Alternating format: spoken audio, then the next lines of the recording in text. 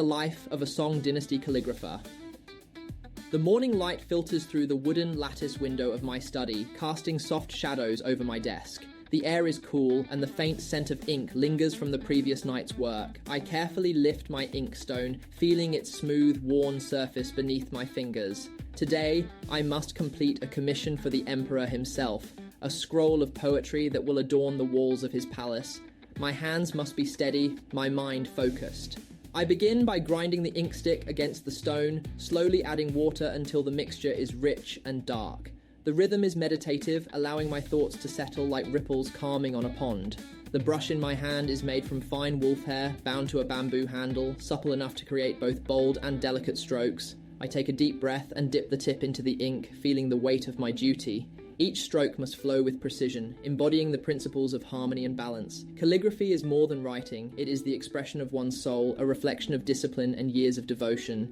My wrist moves in a practiced arc, the characters taking form on the rice paper. I pause only to sip a cup of warm tea, gazing out at the cherry blossoms swaying in the garden. Their fleeting beauty reminds me of the impermanence of life, yet my work, if executed with skill, may endure for generations. Though I am but a humble servant of the court, my calligraphy carries the voice of poets, sages, and scholars. One day, long after I am gone, these words may still be read, my brushstrokes whispering across time.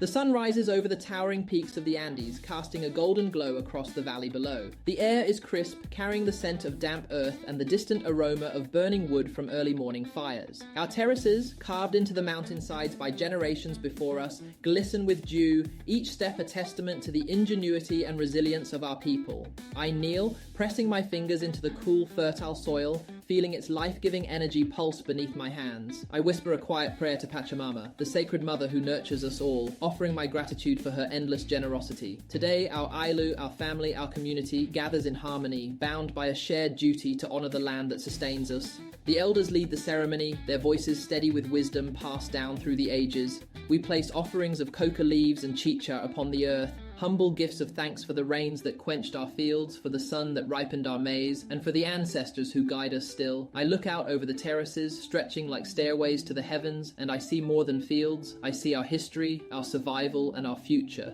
Each stone, carefully placed, holds the knowledge of those who came before us. My children run between the stalks of maize, their laughter mingling with the rustling leaves, their small hands already learning the sacred rhythm of the land. As I watch them, my heart swells with pride. We are more than farmers. We are stewards of this sacred earth, protectors of our traditions. Through our labor, through our devotion, the Inca Empire endures. Mesopotamia, the Epic of Gilgamesh, a scribe's reflection. As a humble scribe in the grand city of Uruk, I have spent countless hours inscribing the tales of our mighty king Gilgamesh onto clay tablets.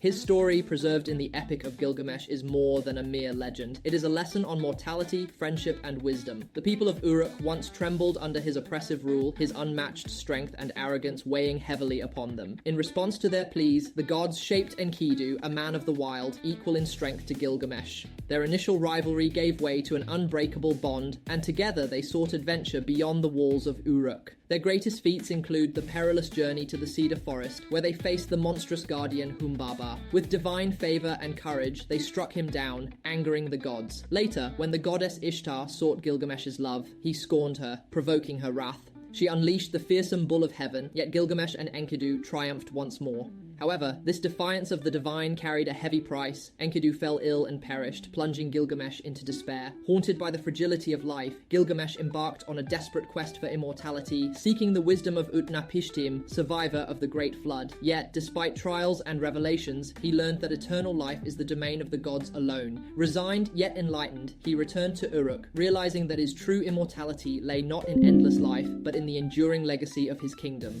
Through these writings, future generations will remember Gilgamesh, not just as a warrior, but as a man transformed by love, loss, and the acceptance of fate. His story is a beacon for all who seek meaning beyond their mortality. Ancient Mesopotamia, a scribe's perspective. As a scribe in ancient Mesopotamia, I am privileged to witness and document the workings of our great city, Uruk. Each morning, as the sun rises over the vast Euphrates, I take my place in the temple school, the Idubba, where I meticulously inscribe cuneiform symbols onto damp clay tablets. The rhythmic tap of my reed stylus echoes through the halls as I record transactions for merchants, legal decrees from the temple priests, and hymns dedicated to our gods. One day, I was given the honor of chronicling the construction of a grand ziggurat, a towering step pyramid devoted to the moon god Nana. As I approached the site, I observed the laborers, their backs bent under the weight of sun-dried bricks, stacking them in perfect alignment. Their sweat mixed with the dust of the earth, yet they labored with reverence, knowing that each brick brought them closer to the heavens. The priest oversaw the project, ensuring that every layer was consecrated with ritual offerings, for this was no mere structure, it was a bridge between mortals and the divine. As I etched their toil onto my tablet, I marveled at the ingenuity of our engineers. The ziggurat, rising above the city like a sacred mountain, embodied our civilization's grandeur and unwavering faith. When completed, its gleaming temple at the summit would house sacred relics and offerings, ensuring the favor of the gods. I felt immense pride knowing that my writings would preserve this moment in history, allowing future generations to remember our devotion and achievements. Through words and clay, I, a humble scribe, immortalized the story of Uruk, its people, its gods, and its eternal pursuit of greatness.